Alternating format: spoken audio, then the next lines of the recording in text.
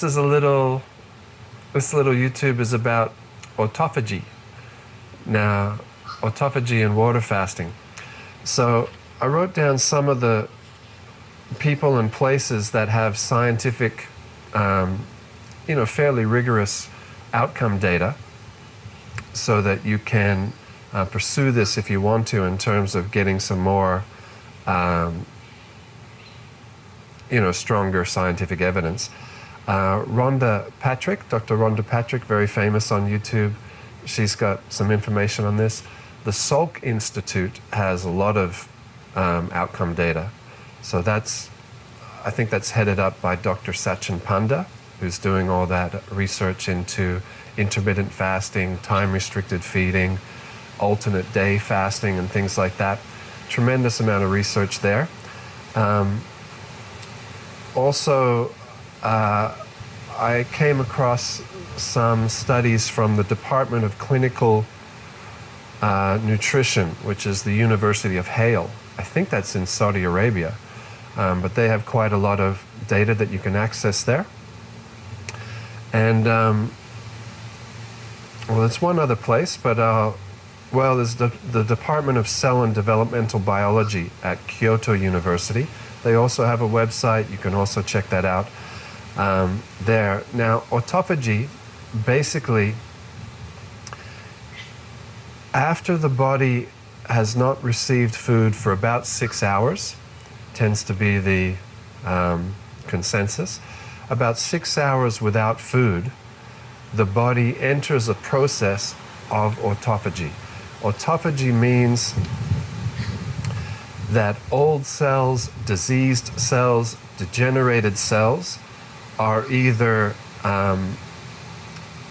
sort of let go and they enter into the waste system and out of the body, and new, stronger, healthier cells are created in their place. Or sometimes it's aspects, cells actually have things like organs, there's mechanisms and all sorts of things going on. I once heard a biologist say that the normal mammalian cell is more complicated than a large human city.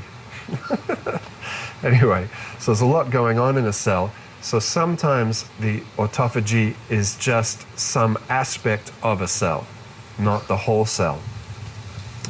So basically what you get, if you consider what's going on in this whole thing, which we call a human body, basically what we have is between 50 and 100 trillion cells in two fluids. And that's basically the whole deal. So the brain is cells, the heart is cells, the skin is cells, the lungs are cells, the muscles are cells, etc. And then there is the lesser fluid, blood, and then the greater fluid, in terms of just how much of it we have, quantity. The greater fluid is lymphatic fluid. So if you look anywhere on the body, say we look at the heart, it's simply cells, in a sense, bathed, or there is an aspect there of blood, mostly feeding the cells, also cleaning the cells, and then there is also lymphatic fluid, which is, like with lipids, there is some feeding of the cells through the lymphatic system, but mostly cleaning. So blood mostly feeding, lymph mostly cleaning. So if you consider, let's say, the heart, if every cell in the heart is healthy, you have a healthy heart. If you look at the lungs, if every cell of the lungs is healthy, you have healthy lungs. So it's very much cellular nutrition, cellular care, cellular cleaning. Dr. Robert Morse, a naturopath, he analogizes or gives the metaphor that you can think of a cell like a baby. If you feed the baby and you clean the baby, keep the baby clean, and you love the baby, then you got a healthy baby. Anyway, it's simple, but it's there's a lot of truth in it. So on the cellular level, if we are feeding the cell everything that the cell needs, and we are cleaning the cell, and we are loving the cell, we're not, there's thoughts and emotions and psychology there also. If we hate ourselves, if we despise ourselves, if we have guilt and shame and trauma and all these things, that may also have a strong effect.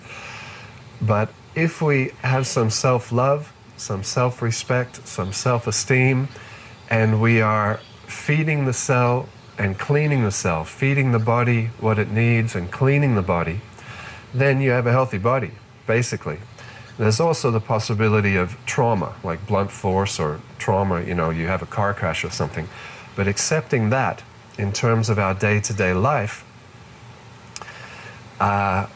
feeding and cleaning and loving the body is basically gives us a healthy, wonderful vehicle to work with. So autophagy is the cleaning out of old cells, degenerated cells, and then the reintroduction, the recreation of healthy, new, vibrant cells. This is autophagy. So water fasting, I gave you those people and places that have a lot of really good scientific outcome data regarding autophagy and water fasting. Basically, as soon as you give the body a rest, so say about 6 hours after imbibing food, the body will enter a state of autophagy. It will be cleaning, regenerating at a powerful process, or at a powerful sort of dynamic speed. So we can consider that if we're eating, if we never give the body a break more than 6 hours, let's say we're eating, snacking up until the night, and then first thing in the morning we're taking our coffee or our brekkie or whatever, we may only get an hour or two in there where the body is able to do that nurturing, regenerating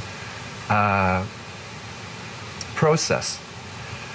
So the whole concept, or a large part of the concept of intermittent fasting, time-restricted feeding, alternate day fasting, and extended water fasting like I'm doing now, this principle of autophagy plays an important role. So I hope that's interesting, hope that's intriguing you, and hope that's inspiring you to get into the diet and lifestyle that are right for you, that are healthy for you. All right, my friends, all the best. I hope all good things come to you. And as always, like and subscribe if you're finding some inspiration from these videos. Thank you.